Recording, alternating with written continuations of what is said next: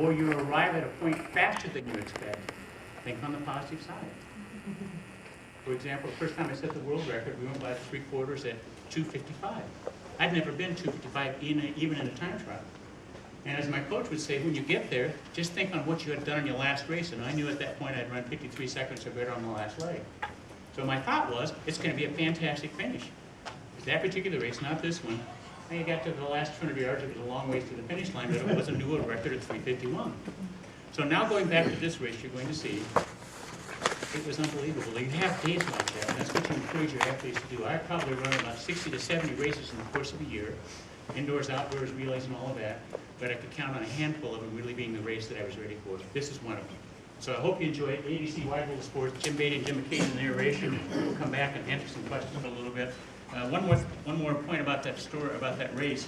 I mentioned a moment ago Dr. Jack Daniels. He was starting out in the 60s, and he was doing early testing on me. Now in those days, before you had the elaborate systems you have now where you get on the treadmill and there's a machine right beside you, you can tell how quickly you're at your VO2 max.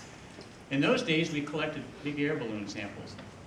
And I tell the campers this, is how many of you know what a slide rule is? There are a few here. How many know what a slide rule is? Okay, see, so you're of my generation.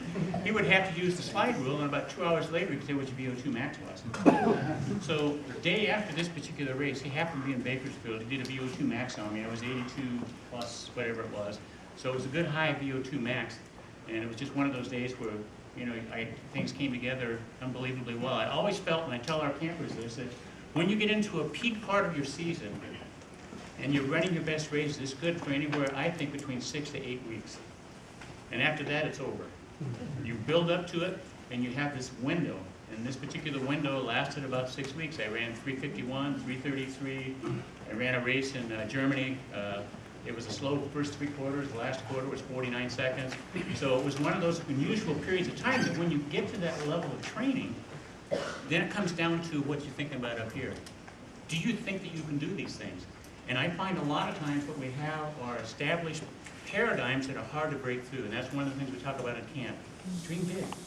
Most people are afraid of that because they're afraid of failure. You're going to have some failures, but you never get to that good spot until you really try to find out what your limitations are. So